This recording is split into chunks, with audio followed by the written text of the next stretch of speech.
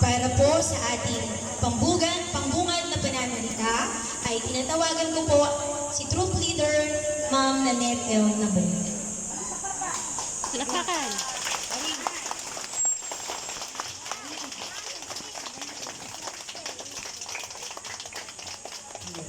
Okay, sa ating pong school Girl Scout Coordinator, si Ma'am Yvette.